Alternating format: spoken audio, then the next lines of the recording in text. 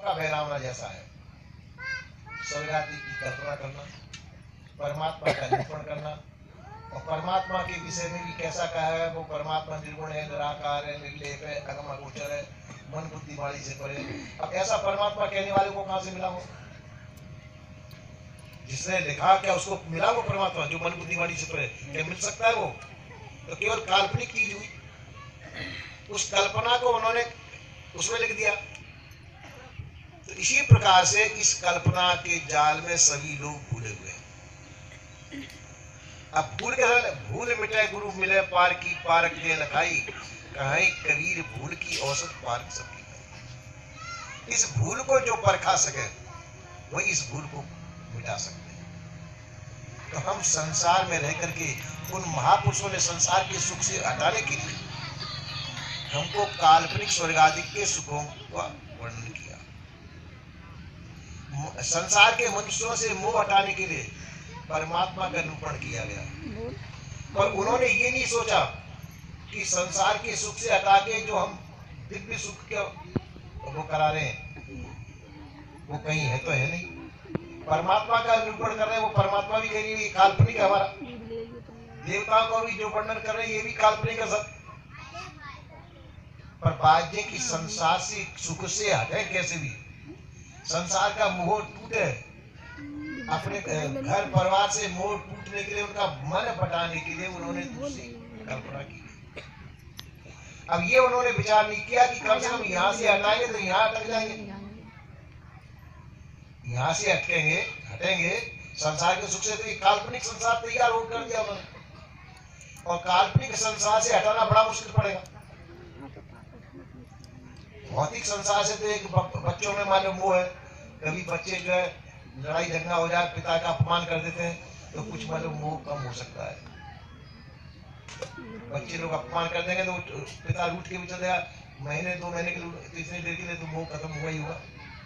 किसी को ज्ञान से, जैसे तुलसीदास जी को उनकी पत्नी ने अपमान किया तो उनको वैराग हो गया, तो ऐसे मतलब इससे तो हट सकते हैं।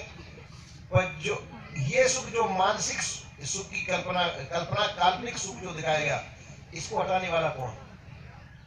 इसको तो बढ़ाने वाले ही। और वो परमात्मा भी दिखाई देता नहीं, जो कभी उसके परमात्मा के अंदर भूल दिखाई देते उससे मन उब जाए। संसार में तो बच्चे लोग दिखाई देते, कभी कभी पिता का अपमान कर देते तो उससे वो दूर होता है। अब परमात्मा दिखाई देता नहीं जो उससे भ्रम दूर हो सके। तो ये बड़ा भयंकर सुख, तो ये भौतिक सुख है, संसार का सुख, इसको भौतिक सुख कहते हैं। भौतिक सुख से जब व्यक्ति उब जाता है तो फिर कल्पना का काल्पनिक सुखों की वो करता है। और काल्पनिक सुख क्या वो ग्रंथों में लिखे हुए हैं, आप भी पढ़ सकते हैं, उनके पीछे पड़ता है। पर बाध्य की वो भी सुख काल्पनिक है, वो भी प्राप्त नहीं हुए। संसार का सुख तो सामने दिखाई देता है, पर वो सुख दिखाई भी नहीं देता है। उस काल्पनिक सुख को जो अटका दिया उसका मिटना बहुत मुश्किल है। सदगुरु श्री कबीर साहब ने वही बताया कि देवी देवता भूत प्रेत ईश्वर खुदा परमात्मा जो तुमने माना है तुम्हारी मन की कल्पना मात्र है, वो कभी आपको मिलने वाले झूठे भरम भूलो मत कोई। ये झूठे भरम में आप भूलो मत। ठीक है, संसार का सुख दिखाई देता है, पर दिखाई देते हुए भी स्थायी नहीं है, ये भी छूटने वाला है, छूटेगा ये। अभी है, कुछ समय पीछे छूटेगा। शरीर का प्रारब्ध पूरे होने पर छूट जाएगा, और शरीर रहते रहते भी कई सुख छूट जाते। अपने रहते रहते अपने पुत्र की मृत्यु हो जाती है, पुत्र बड़ी सेवा करता हो, उस पुत्र की मृत्यु हो जाए, पिता को कितना बड़ा दुख होता है। धन आपने संचित किया है, किसी प्रकार से हानि हो जाए, वो धन नष्ट हो जाए, बड़ा दुख होता है। तो इसी प्रकार से तो अपने की जो काल्पनिक सुख है वो तो है ही नहीं, खाली मन का माना हुआ है, पुस्तकों का पढ़ा हुआ है, वो कभी मिलेगा नहीं। उस काल्पनिक सुख का हमको बहुत बड़ा विश्वास होता है कि चलो संसार काम नहीं देगा, परमात्मा तो बचा ही देगा।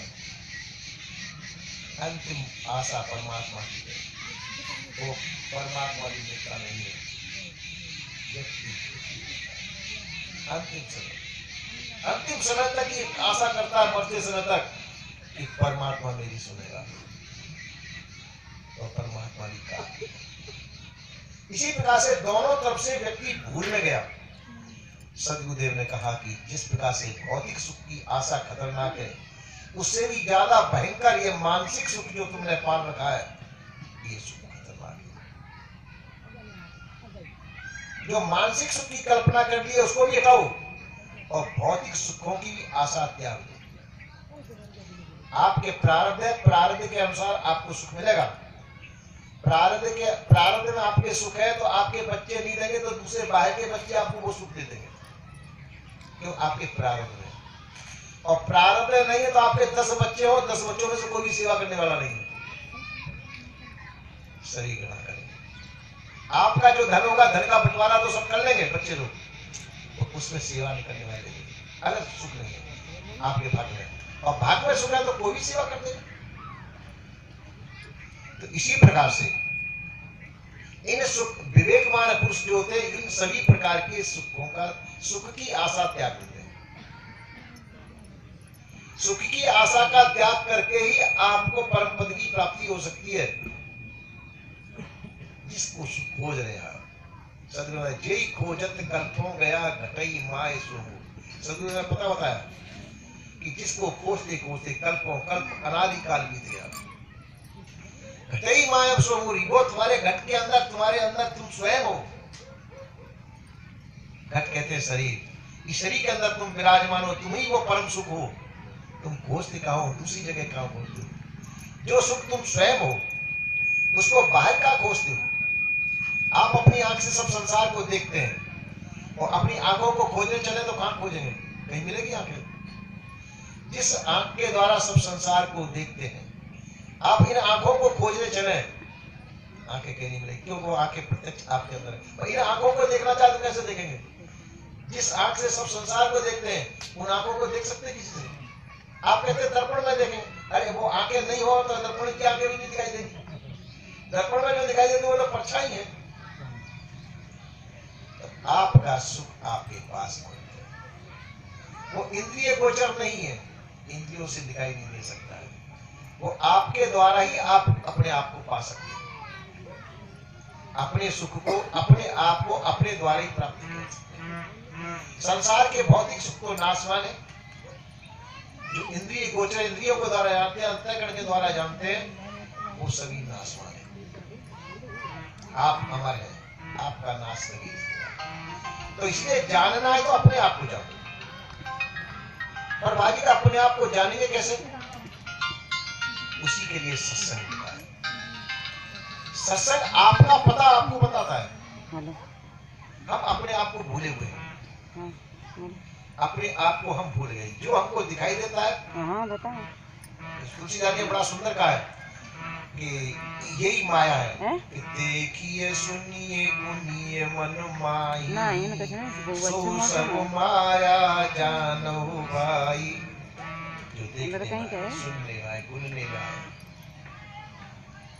ये सब आता है, वो सब माया का रूप है, वो आपका स्वरूप नहीं है। इन सबके जनैया आप है, आप वो नहीं, आप इन सबसे अलग हैं।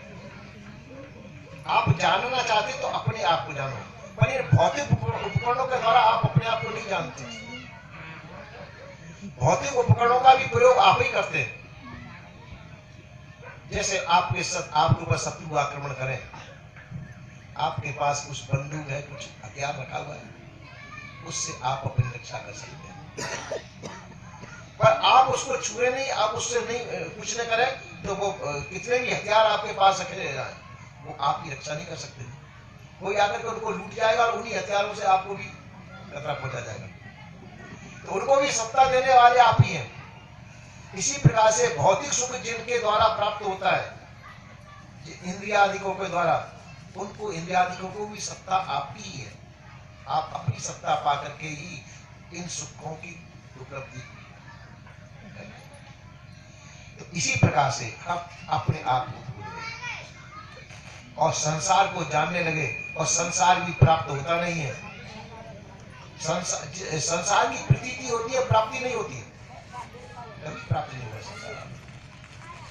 हम जिस संसार की इच्छा लिए बैठे वो कभी प्राप्त नहीं हुआ।